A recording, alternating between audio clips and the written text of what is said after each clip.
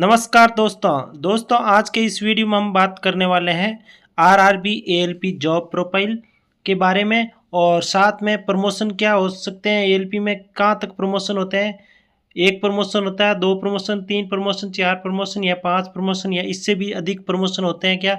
तो इस बारे में पूरा डिस्कशन करेंगे।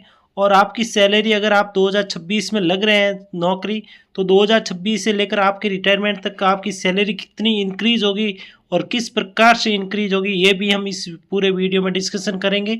साथ में आपकी ये जो एएलपी की जॉब प्रोफाइल है वो जॉब टाइप है जो कि टफ होता है या इजी होता है, इस बारे में भी हम पूरा डिस्कशन करेंगे। और साथ ही साथ फ्रेंड्स एक इम्पॉर्टेंट बात इस वीडियो में हम और जानेंगे कि फ़ोन के इस्तेमाल पर रोक कब कब होती है एएलपी की जॉब में। तो फ्रेंड्स वीडियो को एंड तक ज़रूर देखिए। और साथ ही अगर आप चैनल पर पहली बार आए हो तो चैनल को ज़रूर सब्सक्राइब करें। चलिए दोस्तों शुरू करते हैं A to Z सारी डिटेल के साथ में एएलपी की जॉब प्रोफाइल एंड प्रमोशंस के बारे में। तो फ्रेंड्स इस वीडियो में बात करेंगे सबसे पहले आरआरबी एएलपी की जॉब प्रोफाइल एंड प्रमोशंस।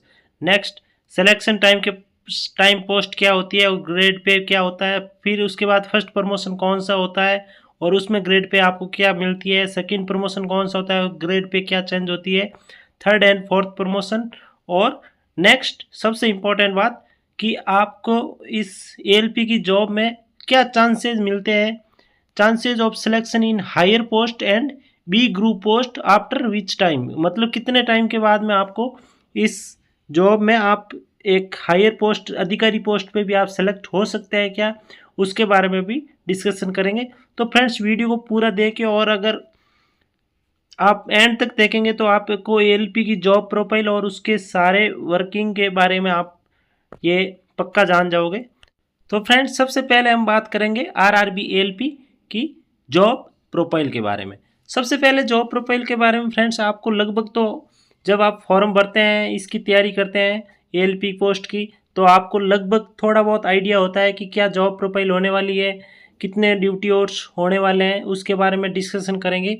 तो फ्रेंड्स सबसे पहले आपका सिलेक्शन होते ही आपको उस जोन में डिवीज़न अलॉट किया जाता है और उस डिवीज़न के द्वारा आपको ज्वाइनिंग लेटर भेजा जाता है। ज्वाइनिंग लेटर भेजने के बाद में आपको ज्वाइनिंग के लिए कॉल किया जाता है और उस दौरान आपको ट्रेनिंग पर भेजा जाता है, जो कि ज़रूरी ट्रेनिंग होती है, इनिशियल ट्रेनिंग होती है। और ये ट्रेनिंग होती है 3 to 4 मंथ्स की होती है ट्रेनिंग, जिसमें सारे आपको सिग्नलिंग के बारे में, आपको इंजनों के बारे में सभी पढ़ाई करवाई जाती है। और साथ में आपको जो कुछ इम्पोर्टेंट वर्क होते हैं लॉबी से संबंधित वगैरह वगैरह, वो सारे आपको इस दौरान आपको ट्रेंड किया जाता है। नेक्स्ट फ्रेंड्स आपकी ट्रेनिंग होने के बाद में आपको लॉबी अलॉट की जाती है और लॉबी उस डिवीज़न में कितनी लॉबी होती है वो उस डिवीज़न के एरिया पर डिपेंड करती है कि वो डिवीज़न कितना बड़ा है। किसी डिवीज़न में 2 लॉबी भी होती है, किसी में 4 होती है, किसी में 5 होती है, ऐसे लॉबियाँ होती है। तो उस लॉबी में आपको जो लॉबी अलॉट की जाती है वहाँ पर आपको जाकर रिपोर्टिंग करनी होती है। नेक्स्ट उसके बाद में फ्रेंड्स वहाँ पर आपको लॉबी अलॉट होने के बाद में आपको किस सेक्शन में आपको काम करना होगा। लगभग प्रत्येक एएलपी को कम से कम 3 या 4 सेक्शन में काम करवाया जाता है, जिससे कि उनको उस सेक्शन में वर्किंग करने से पहले 3 ट्रिप दी जाती है अगर वो एब्सोल्यूट ब्लॉक सिस्टम है तो। और अगर ऑटोमेटिक सेक्शन है वहाँ पर तो वहाँ पर 6 ट्रिप दी जाती है आपको लर्निंग रोड के आधार पर। नेक्स्ट उसके बाद में आप वर्किंग शुरू करते हैं और वर्किंग शुरू करने के बाद में आपकी वर्किंग सबसे पहले वर्किंग होती है आपकी गुड्स एएलपी के तौर पर, क्योंकि गुड्स में आपको सीखने का बहुत ज़्यादा टाइम मिलता है। जहाँ भी गाड़ी खड़ी होती है तो वहाँ आप सीख सकते हैं, इसलिए आपको सबसे पहले गुड्स में वर्किंग करवाया जाता है, जिससे कि आप एएलपी की जॉब को पूरी तरह सीख सकें। नेक्स्ट उसके बाद में फ्रेंड्स सिलेक्शन टाइम आपकी पोस्ट क्या होती है और ग्रेड पे क्या होता है, इसके बारे में डिस्कस करेंगे। तो फ्रेंड्स सिलेक्शन के टाइम आपकी पोस्ट होती है ALP assistant loco pilot in Indian railway और इसका ग्रेड पे होता है फ्रेंड्स आपको पता है 1900 ग्रेड पे होता है और इसकी इनिशियल बेसिक पे होती है 19,000 900 इनिशियल बेसिक होगी आपकी। उसके ऊपर 19,900 फ्रेंड्स ये इनिशियल बेसिक होगी। इसके ऊपर आपके सारे अलाउंसेज इसके ऊपर शुरू होंगे कि आपके अलाउंसेज जो भी अलाउंसेज बनेंगे, DA, HRA, NDA, NH allowance वगैरह, ओवर टाइम और किलोमीटर अलाउंस, सभी इसके आधार पर आपको मिलेंगे। नेक्स्ट फ्रेंड्स, आपका पहला प्रमोशन कब होगा तो इसके बारे में आप डिस्कशन करेंगे, प्रमोशंस के बारे में डिस्कशन करेंगे।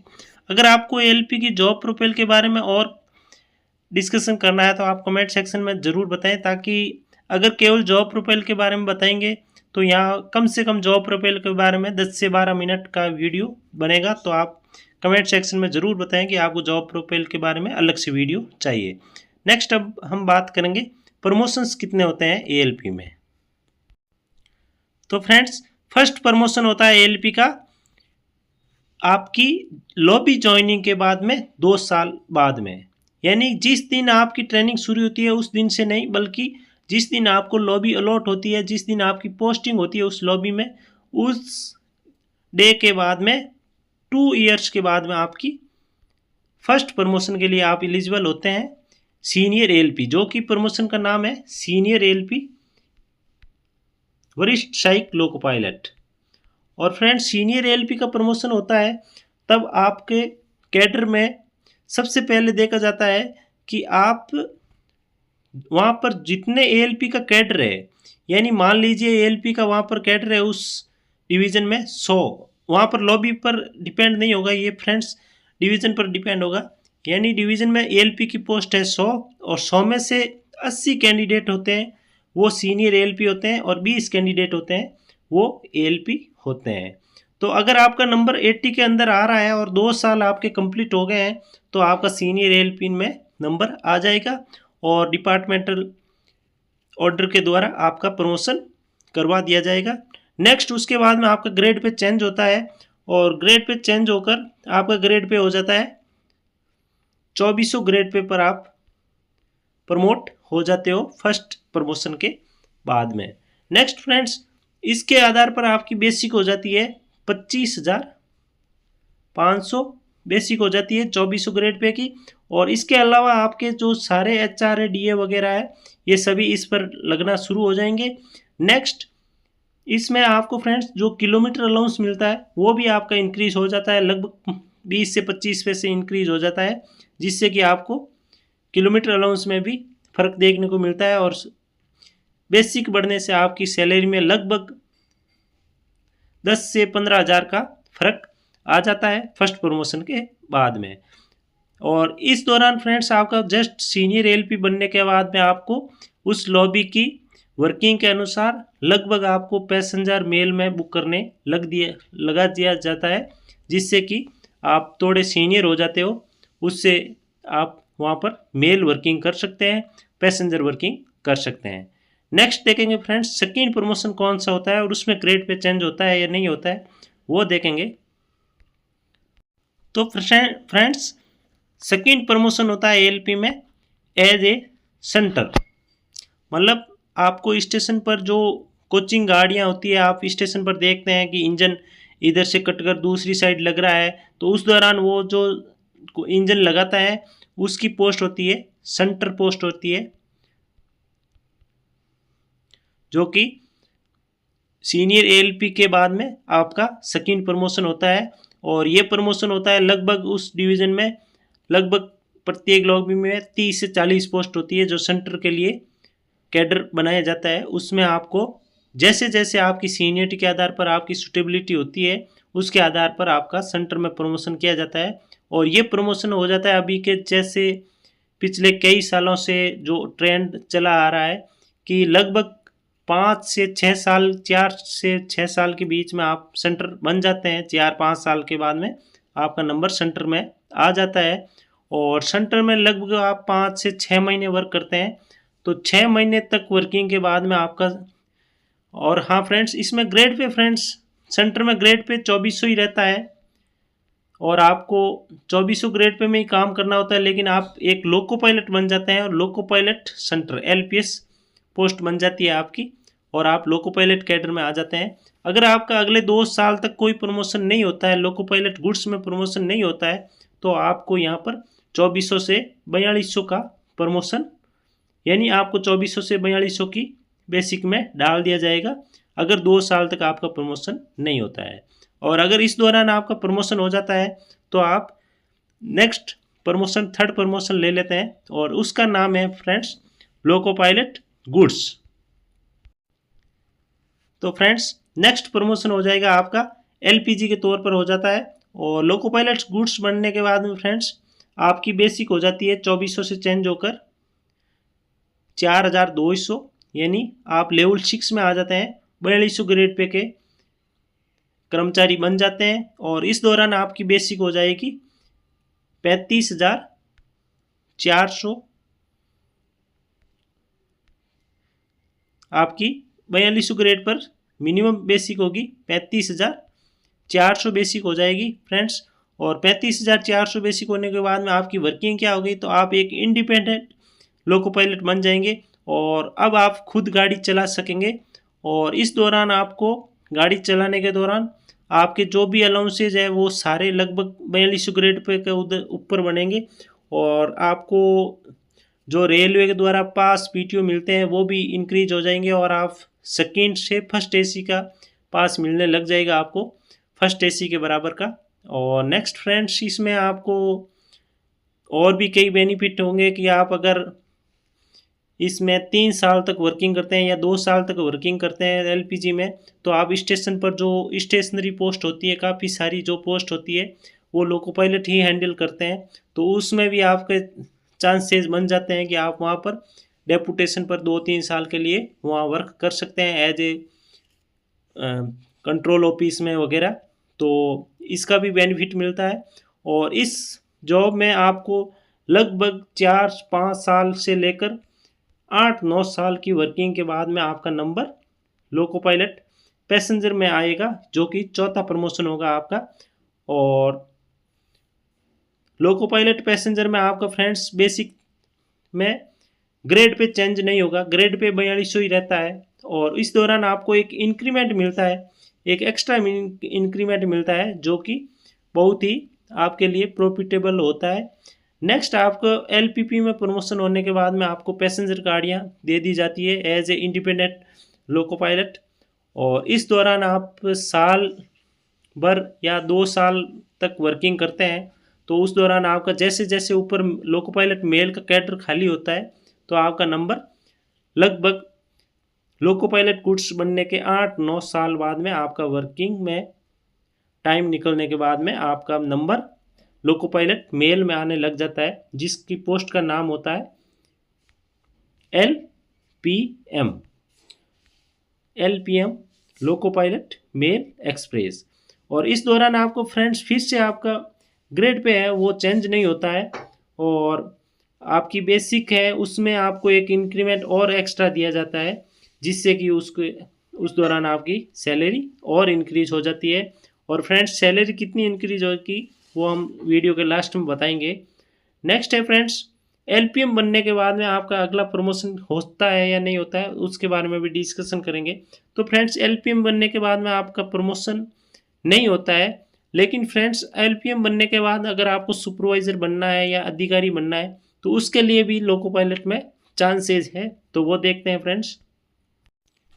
Chances of selection in higher post and B group post after which time, मतलब आपको कितने समय के बाद में आप हायर पोस्ट में सिलेक्शन ले सकते हो।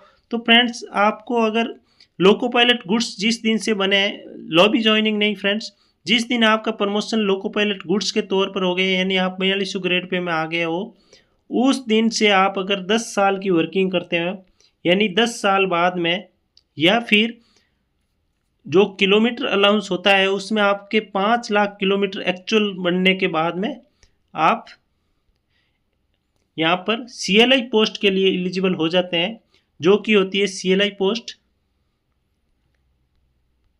चीफ लोको इंस्पेक्टर, जिसका ग्रेड पे होता है फ्रेंड्स 4600 ग्रेड पे होता है। और इसकी बेसिक होती है फ्रेंड्स 44,900 इसकी इनिशियल बेसिक होती है। तो फ्रेंड्स 10 साल वर्किंग करने के बाद अगर आप लोको पायलट गुड्स में 10 साल वर्किंग करते हैं तो आपकी बेसिक तो इससे अधिक हो जाती है, लेकिन जब भी आप CLI बनते हैं तो आपका ग्रेड पे है वो चेंज हो जाता है, और ग्रेड पे चेंज होकर आपकी ग्रेड पे हो जाती है 4600। नेक्स्ट आपको इस दौरान आपको एक्स्ट्रा आपको जो अलाउंसेज मिलते हैं, रेलवे की तरफ से सुविधाएं मिलती है, वो भी आपके बढ़ जाती है। और इसके अलावा आपको एक इंक्रीमेंट का भी फ़ायदा दिया जाता है जो कि इम्पोर्टेंट होता है इंक्रीमेंट का। और नेक्स्ट फ्रेंड्स, अगर आप CLI पोस्ट पे सिलेक्शन लेने से पहले अगर आप B ग्रुप पोस्ट में भी या CLI बनने के बाद में भी आप B ग्रुप के लिए एलिजिबल हो जाते हैं, वहाँ पर आप सीनियरिटी कम सुटेबिलिटी के आधार पर और 2 एग्ज़ाम होते हैं साल में, AME के असिस्टेंट मैकेनिकल इंजीनियर और AEE के असिस्टेंट इलेक्ट्रिकल इंजीनियर। अगर वो मैकेनिकल में पोस्टेड है तो वो AME के एग्ज़ाम के लिए एलिजिबल है, और अगर वो इलेक्ट्रिकल डिपार्टमेंट में पोस्टेड है तो असिस्टेंट इलेक्ट्रिकल इंजीनियर के लिए एलिजिबल होते हैं।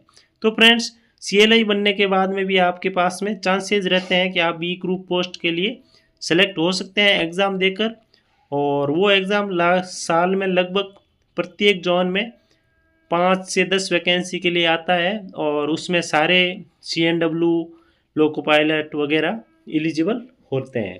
उसमें से टॉप 5 से 10 कैंडिडेट को सिलेक्ट किया जाता है। नेक्स्ट है फ्रेंड्स, अगर आप ALP के तौर पर 7 साल वर्किंग कर ली है आपने, 5 साल अगर सीनियर ALP के तौर पर, यानी कि जिस दिन आपका प्रमोशन फर्स्ट प्रमोशन हुआ है और आप सीनियर ALP बने हैं, उस दिन के 5 साल बाद में आप एलिजिबल हो जाते हैं सीधे B ग्रुप की पोस्ट पर एग्ज़ाम देने के लिए, जो कि पोस्ट का नाम होता है, मैंने बताया अभी, AME असिस्टेंट मैकेनिकल इंजीनियर और AEE असिस्टेंट इलेक्ट्रिकल इंजीनियर, जिसकी शुरुआती ग्रेड पे होती है फ्रेंड्स 4800 ग्रेड पे होती है। और इस दौरान आप अगर इसमें सेलेक्ट हो जाते हैं फ्रेंड्स, तो इसमें आगे बढ़ने के लिए आपके पास में लगभग आपके इसके बाद में 1 या 2 प्रमोशन और होते हैं, 2 से 3 प्रमोशन, और आप उस डिवीज़न में अच्छी खासी अधिकारी पोस्ट पर आप पहुंच सकते हैं।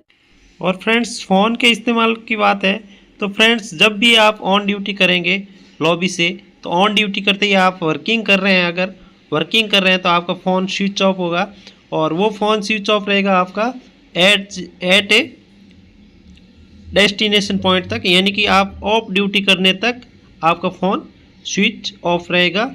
और इस दौरान अगर कोई आपको रिपेयरिंग वगैरह नोट करानी है कंट्रोल को, तो उस दौरान आप फ़ोन खोल के आप फ़ोन से नोट करा सकते हैं, लेकिन बाकी टाइम में आपका फ़ोन ऑफ रहता है ALP की जिम्मेदारी पूर्ण पोस्ट होने की वजह से। और नेक्स्ट, अगर आप कहीं स्पेयर जा रहे हैं तो फिर उस दौरान आपका फ़ोन ऑन रखना होता है, ताकि आपको कहीं पर भी एन रूट अगर ड्यूटी के लिए उतारना है तो वो कंट्रोल आपको इन्फॉर्म ऑन ए कॉल ही करेगा।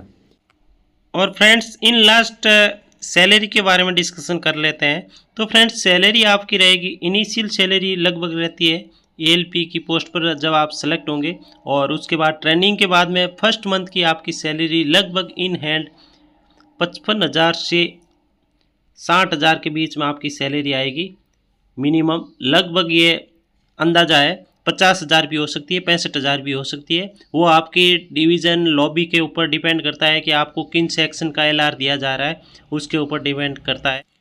और फ्रेंड्स, जब जब आपका प्रमोशन होता है और जैसे जैसे प्रमोशन होता रहेगा, उसके बाद में आपकी सैलरी इंक्रीज होती जाएगी और पर ईयर इंक्रीमेंट भी लगेंगे।